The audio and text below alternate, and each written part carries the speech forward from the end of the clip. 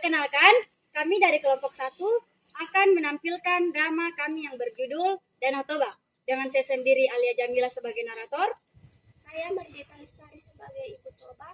Saya Ade Haryani sebagai Putri. Saya Aisyah Talfa Awalin sebagai Samosir. Saya Andilis Pitin Rapole sebagai Toba. Saya Maulida Syadina Utari sebagai perempuan 2. Saya Isma Malia Ma'ruf sebagai perempuan 1. Saya Syaliza Dianti sebagai masyarakat 1.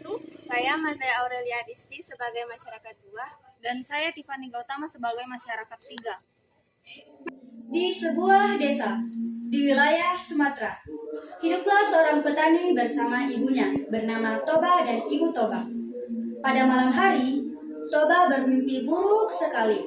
Dalam mimpinya, dia diterkam oleh seekor harimau. Dia pun langsung terbangun. Ketika dia sedang memikirkan apa arti dari mimpi itu, tiba-tiba ibunya batuk dan sesak napas. Toba pergi ke kamar ibunya.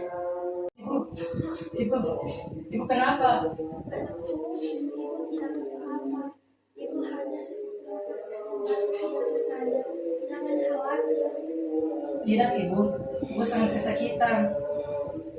Anakku, tolong ambilkanlah minum untuk ibu. Nafas ibu sangat sesak. Baik ibu.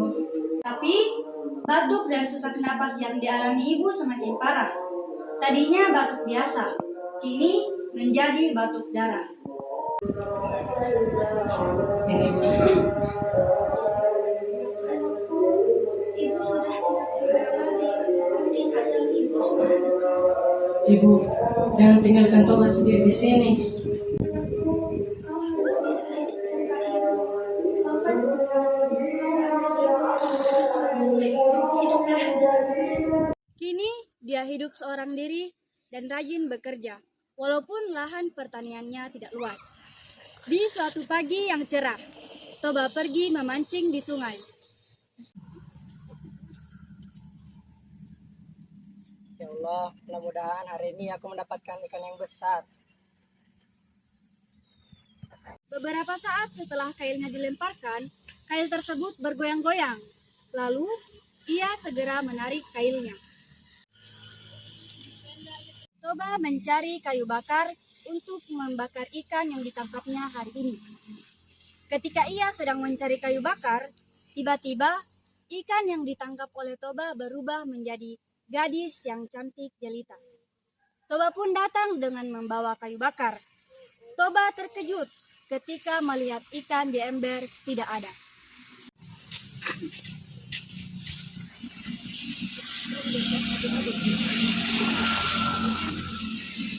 Aduh, di manakah ikan besar cantik dan rupan itu? Apakah dia dimakan kucing? Tunggu, aku di sini. Siapa yang bicara itu? Jangan takut, Pak. Aku juga manusia sama sepertimu. Aku sangat beruntung. Kau bisa menyelamatkanku dari sekutukan sang dewata. Aku bersedia menjadi istrimu. Benarkah? Tentu saja. Namaku Toba. Mari kita lekas pulang. Aku sudah tak sabar ingin memberitahukan bahwa kau akan menjadi istriku. Tapi Toba, ada satu hal yang harus kau rahasiakan tentang diriku. Aku mohon kau jangan menceritakan asal-usul yang berasal dari ikan. Karena jika masyarakat tahu tentang hal tersebut, maka pasti akan ada bencana besar yang melanda desa ini. Baiklah, percayakan semua ini padaku. Baik, kita pulang. Mereka memasuki kampung Pak Toba. Ada beberapa orang yang tidak suka akan kehadiran Putri. Inang, tahu tidak kau? Itu tadi si Toba ku tengok membawa seorang cewek. Bodinya mantap. Alah, paling si cewek itu dia guna-guna biar tertarik padanya. Kau kan tahu si Toba itu bupuk, bujang lapuk. Oh iya ya, pintar kali kau. Dah lah, ayo kita pulang. Jijik aku lihatnya. Putri mendengar hal tersebut, tetapi dia mengabaikannya.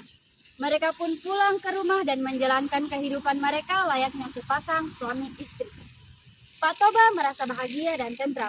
Setahun kemudian, kebahagiaan Pak Toba dan Putri bertambah karena Putri melahirkan seorang anak laki-laki dan diberi nama Samosir. Samosir tumbuh menjadi seorang anak laki-laki yang sehat dan kuat, tetapi agak nakal. Ia mempunyai kebiasaan yang aneh, yaitu selalu merasa lapar dan ia juga selalu membuat jengkel kedua orang tuanya karena ia tidak pernah mau membantu pekerjaan orang tuanya. Ibu, mana makan siang untukku? Tadi sudah disiapkan di atas meja. Wah, Samosir, kemana makanan tadi? Sudah kuhabiskan, Bu. Kan saya ini masih dalam masa pertumbuhan. Sekarang pun aku masih lapar, tapi sudahlah, aku pergi bermain dulu ya, Bu. Samosir, ibunya selalu saja memanjakan dia. Saya ini lapar, Bu. Sabar ya Pak, dia kan buah hati kita satu-satunya. Jangan sampai hal seperti ini membuat marah. Ya sudahlah, Bu. Buatkan aku makan sajalah. Perutku sudah lapar sekali. Tunggulah, aku akan coba. Toba masih bisa menahan kesabarannya. Namun, kesabaran seseorang itu pasti ada batasnya. Sampai suatu ketika, Toba tidak dapat menahan amarahnya. Samosir, bantu ibu nak. Apa, Bu? Aku sedang asyik bermain nih. Ini, tolong antarkan bekal bapakmu ke ladang. Kasihan dia sudah menunggu. Ibu sajalah yang pergi. Ibu sedang memasak, Samosir. Cepatlah antarkan bapakmu, nanti dia marah. Ibu ini mengaku saja. Sini. Dari awal, Samosir memang sudah tidak berniat mengantarkan makanan tersebut. Sesampainya di pertengahan jalan,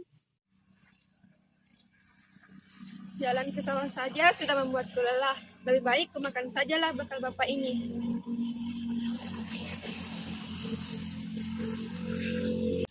tanpa sadar, bekal tadi telah habis dimakan oleh Samosir. Lalu, dengan perasaan tak bersalah, Samosir pun pulang dan melanjutkan permainannya. Bapaknya yang sudah kepanasan dan kelaparan menunggu memutuskan untuk pulang. Sesampainya di rumah, Bah, lapar kali aku. Enak kali kalau kau makan masakan istriku. Wah, Samosir, kau kemana kan semua masakan ibu kau? Sudah Samosir habiskanlah bapak. Ketika sedang mengantarkan makanan bapak, aku memakannya karena perjalanan ke sawah sangat melelahkan. Dasar anak ikan, rakus sekali kau. Samosir menangis, lalu berlari pergi menemui ibunya. Mengapa kau menangis, anakku? Ibu, benarkah aku ini adalah seorang anak ikan? Siapa yang berkata padamu, nak? Jawab ibu, nak. Bapak yang berkata itu padaku, Ibu. Bapak bilang aku adalah seorang anak ikan, makanya aku rakus. Benarkah itu, Ibu? Bapak bohongkah, Ibu?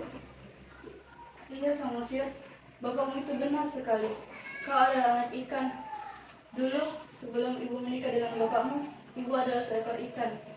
Sekarang ibu minta, kau jangan pedulikan perkataan bapakmu itu. Segeralah pergi mendaki bukit yang tidak terlalu jauh dari rumah kita. Dan kau harus memanjat pohon kayu tertinggi yang berada di puncak bukit itu. Baik, Ibu. Tiba-tiba ada suara yang muncul dari langit. Wah, suamimu sudah melanggar janjinya. Sekarang kamu tidak bisa hidup di muka bumi ini. Kau harus meninggalkan muka bumi ini.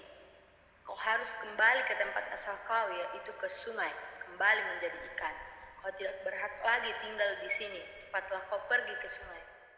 Setelah mendengar suara goib, seketika itu juga Samosir dan Putri lenyap tanpa jejak dan bekas. Tiba-tiba, langit menjadi gelap dan turun hujan yang sangat deras disertai dengan petir. Ada apa ini? Aku tidak tahu. Tidak biasanya hujan deras seperti ini. Sepertinya akan ada bencana dahsyat yang menimpa desa kita. Ya benar, lama-kelamaan desa kita akan tenggelam. Ayo kita pergi ke bermain. Tunggu. Tapi semuanya telah sia-sia. Kita sudah terlambat.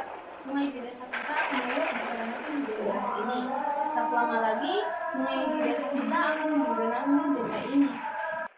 Akhir cerita, setibanya Putri di tepi sungai, mendadak langit menggelap.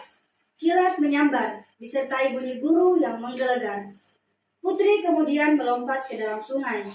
Ia berubah menjadi seekor ikan besar lagi.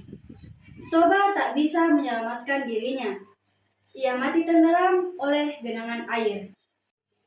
Lama-kelamaan, genangan air itu semakin luas dan berubah menjadi danau yang sangat besar. Di kemudian hari, orang-orang menyebutnya Danau Toba dan pulau kecil yang berada di tengah-tengahnya dinamai dengan Pulau Samosir.